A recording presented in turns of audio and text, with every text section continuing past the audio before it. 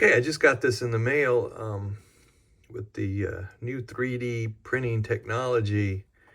In our hobby, we're starting to see more and more accessories, parts for armor and figures. And I did a review on the FC Model Trends Matilda Mark I tank. It was all 3D printed, and you can check that video out anytime you'd like. I did a review, and I build it and paint and do a little diorama.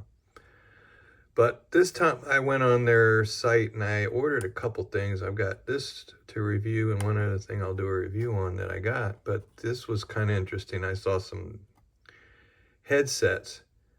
So I was like, I purchased something else. I just threw this on there to check it out to see how they look, because replacement heads are always something I like to do when I can.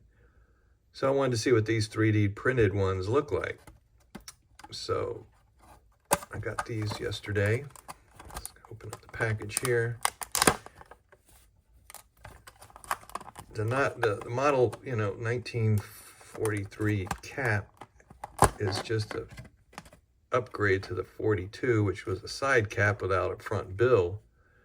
And I don't see why you'd want a cap without a bill to keep the sun out of your eyes. So, okay, here we go.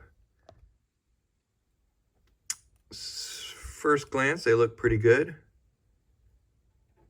The features look nice. The nose it looks like it's got the same nose on all the guy here. I'm seeing one thing here. There's a little teeny, you can see, pinhole in that cap. So I'll have to maybe put a little just super glue in there and then sand it down. You get 6 figures, and they're on this little tree here, if you want to call it a tree, where it's 3D printed, so you'll have to break these apart. So it's a lot of care taken to get it out, but at least it's in the back. Faces look decent. There's one guy here yelling, and the rest kind of got smirks on their face, kind of a frown, regular, just standard faces like you would see maybe in military situations. It's always good to get some other good heads sets out there for replacement, because you see Hornet heads so much, and trust me, they're the best. They've always been the best. In fact, I live in Florida, and back in the 1990s, Roger Saunders visited Florida, and he came by my house. It was great. I got to meet him, and he left me with some brand new replacement heads. So this, I guess, is maybe the future. We'll have to see. Detail on the caps seem to be pretty good. I won't know till I paint them, so I'm really looking forward to trying one of these guys out. And we'll see. I'm going to take one off the what do you want to call this? Resin backing, tree sprue. It's not really sprue, it's not plastic, so I guess resin backing here. So I'll take one off now, and we'll take a look at it. Okay, here's a closer look now at just one figurehead, and you can see the little hole there. The others don't have it. Now, I used my Tamiya nippers here to get them off. I clipped one side and it just kind of fell off. And everything looks okay. It was hooked to its ear, but it seems to be okay. I can clean that up. It doesn't really look like much of anything. Okay, the detail on the hat is very soft. I've looked at it a few times now, and it has a faint, very, very faint eagle that's kind of hidden underneath the front part where the buttons come across. And I mean, it is so faint that I didn't see it at first.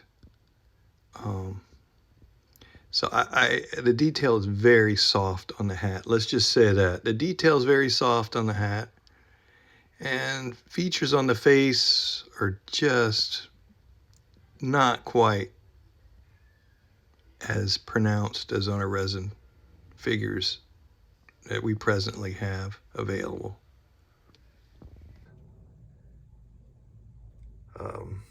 You know, these caps came in field gray, they came in black, and they came in different types of camouflage. Well, here's your comparison. The model trends on the right and a hornet head on the left. As you can see, there is a major difference. One, in size, and two, definitely in detail.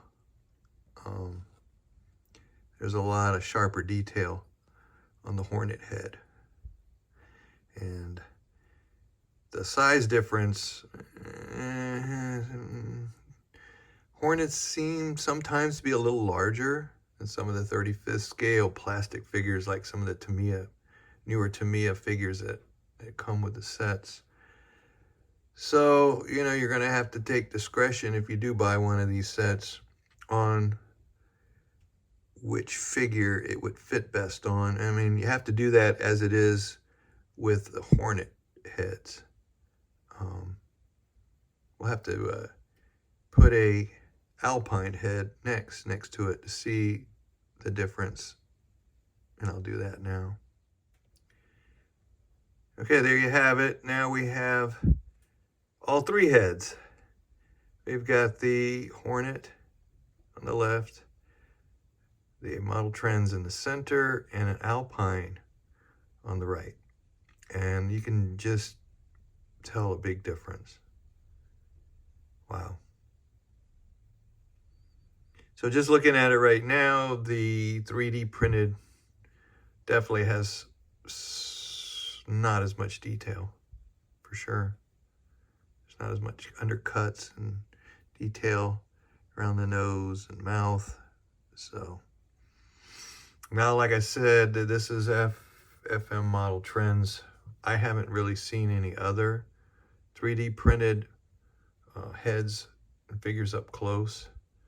So I can't say that all 3D printed figures and heads are the same, but here's a comparison definitely for a hornet, FC model trend, and an alpine.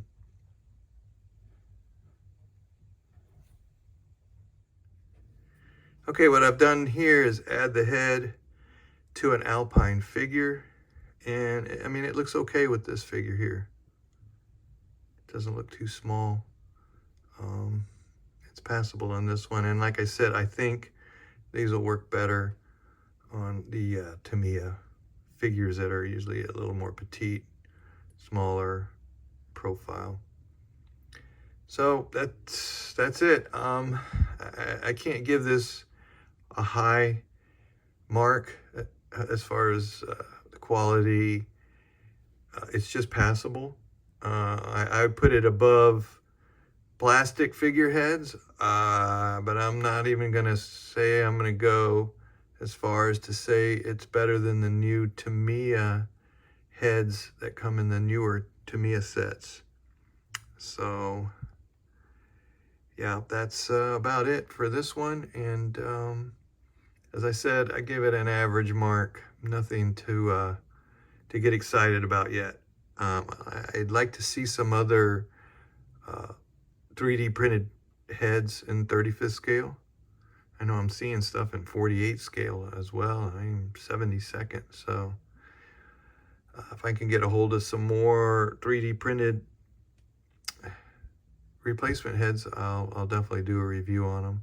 So thanks for watching, and stay tuned for more content.